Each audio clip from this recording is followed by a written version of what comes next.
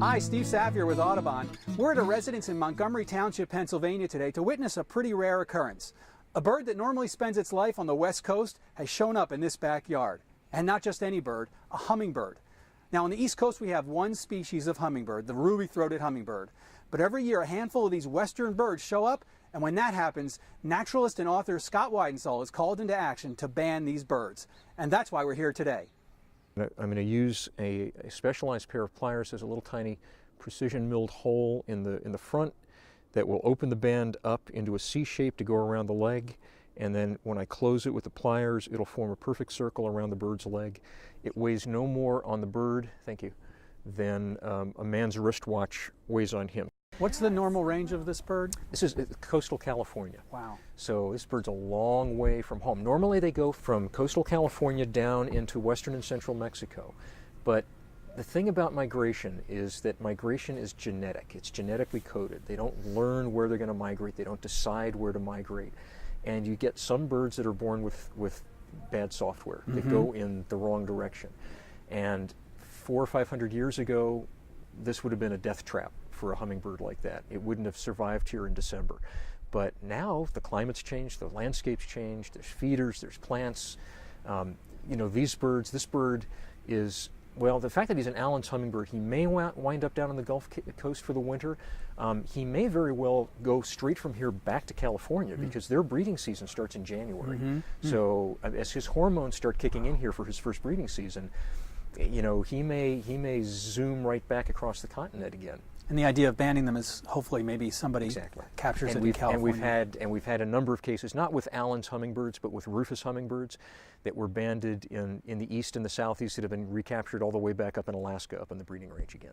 Wow, 4.43. That's an indication of how fat he is. That's a very heavy weight for a male hummingbird. He is one plump little guy. We're talking about grams here, right? Yeah, exactly. 4.4. And you know, to put that in perspective, a penny is about 2.6 grams. Let's get some record shots here.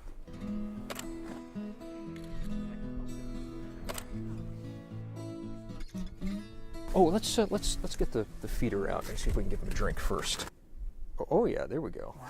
If there's any question about stress, that kind of dispels it. Yeah, right there. I know. It's kind of hard. It's kind of hard to understand. I would not do that if it were me. But fill her up. Drink, drink, drink, drink, drink. So what I want you to do is just put your hand flat like that, turn around this way, and just stay real still. If everybody else stays real still, he may sit there for several seconds to a minute or so. Yeah, he just doesn't know he's free right now. Yeah. That's cool. This is awesome. And then we just do. He's sitting up in the tulip tree. Checking this out. Yep.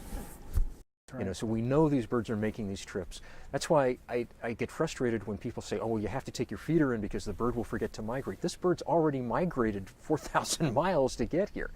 It knows what it's doing. It's doing what its genes are telling it to do. And you know, that's a risky trip for a young bird like this. He's already beaten the odds. I mean, most young birds die before, you know, they're a couple of months old. So he's already come a long distance and lived for a good long time. He's over that hump. If he can make it back to the breeding grounds and pass on those genes, you may have further generations of Allen's hummingbirds coming back to Pennsylvania. And this is a trend that has increased over the years, where more western birds are showing up? Absolutely. Rufous hummingbirds, Allen's hummingbirds, Anna's hummingbird, calliope hummingbirds. All of these birds are showing up in increasing numbers in the east. We're getting them here in Pennsylvania in mostly October and November. Most of these birds wind up down in the Gulf Coast region for the winter and then head back to the breeding grounds. And so, I mean, this year we know of somewhere between 65 and 70 of these western hummingbirds that we're seeing in Pennsylvania. That's the tip of the iceberg. Well, as you can see, we've had a fantastic day here in Montgomery Township. An Allen's hummingbird, only the 4th record in the state of Pennsylvania. You know, your backyard can be a great place for birds, so include native plants, feeders, a source of water. You know, Scott was telling me that this bird still eats, in late November, 60 to 70% of its diet is insects. So be sure to create a bird habitat in your backyard. Thanks for being part of our discovery today.